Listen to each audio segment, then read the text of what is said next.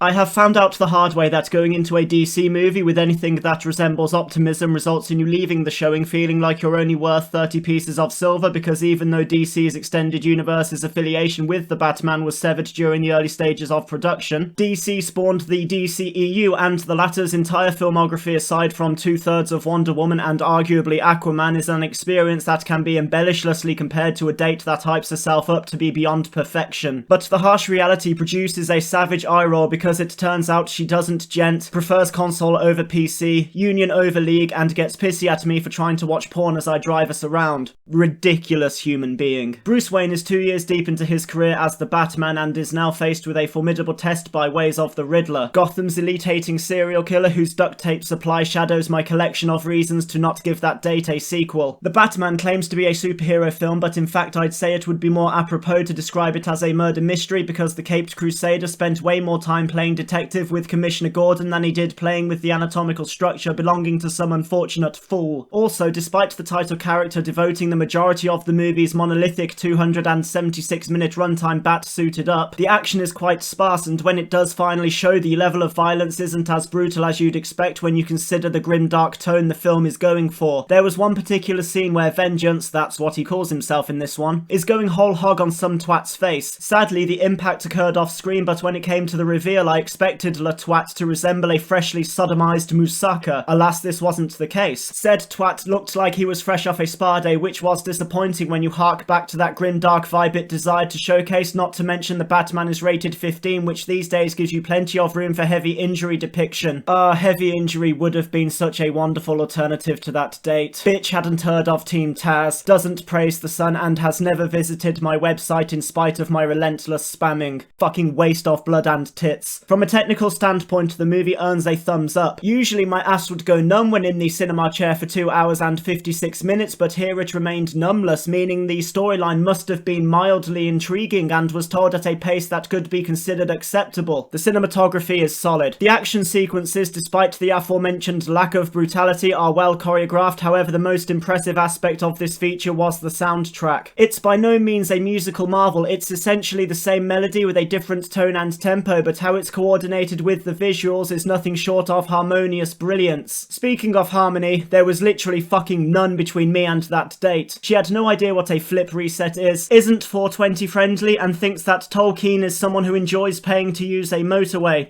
Absolute fucking weapon. The acting overall holds the standard we are used to from this genre flawlessly. Decipher that how you wish. First and foremost, MVP without hesitation goes to Colin Farrell, who really nails his performance as the Penguin. Awesome acting. Every second of his participation was spent in the epicenter of the spotlight, even in a car chase that involved the fucking Batmobile, which in this version is a muscle car with a miniature Hadron Collider torturing the rear suspension. Zoe Kravitz, Jeffrey Wright, and Andy Serkis deliver strong contributions as Catwoman, Commissioner Gordon, and Alfred respectively. Each depiction offers a fresh perspective of the character, particularly when it comes to their relationship with the Dark Knight, especially in Alfred's case. I would have loved it if the movie replaced some of the excess fat with flashbacks of his and Batman's shared history, as I'd have found it way more interesting than the many examples of bloat scattered around the gaff. Going into this, the Riddler was by miles the element that was pulling on my curiosity strings the hardest, so naturally he was my biggest letdown. I'm not into serial killer documentaries, I'd much rather create the artwork as opposed to visiting the gallery in that respect, but even I could tell this interpretation was a tribute to the Zodiac Killer. Don't get me wrong, I am always up for a darker adaptation, but this one was in desperate need of more originality and should have avoided looking like what would happen if Evil Uno and that gimp I keep chained to my face were to make a test tube baby. Also, I understand that it's 2022 at time of writing, and it would totally make sense for someone with his ambition to incorporate social media into his MO, but the manners in which he did were obtuse for his persona, plus I'm also pissed off he managed to achieve more followers in a matter of days than I have in nearly a decade.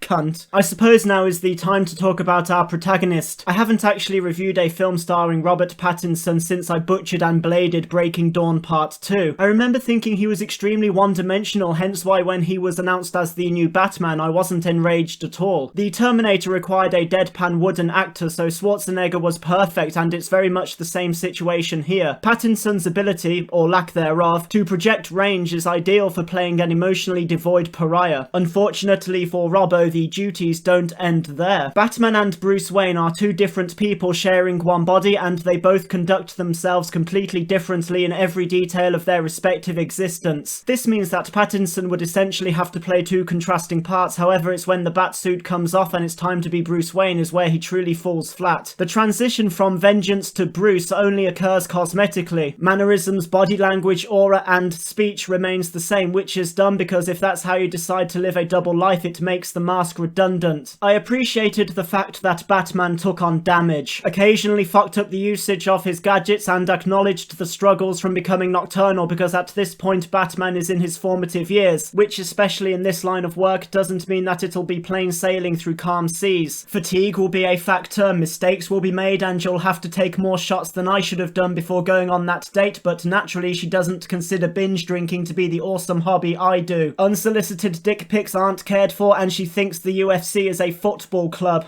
I bet she neglects the balls too. Fucking sadist. As you may have guessed, I had literally no expectations from this movie, ergo I'm not throat fucking my microphone currently. The Batman has no association with any of its predecessors, so the creative minds behind this could have easily let their hands go, so to speak. Liked the atmosphere that Gotham provided, but unfortunately it was mostly filled with wasted potential and almost as many red flags as that date. The reddest being that my highlight of the occasion was returning to my car to discover that the only part unstolen was the section covered in 3-week-old bird shit.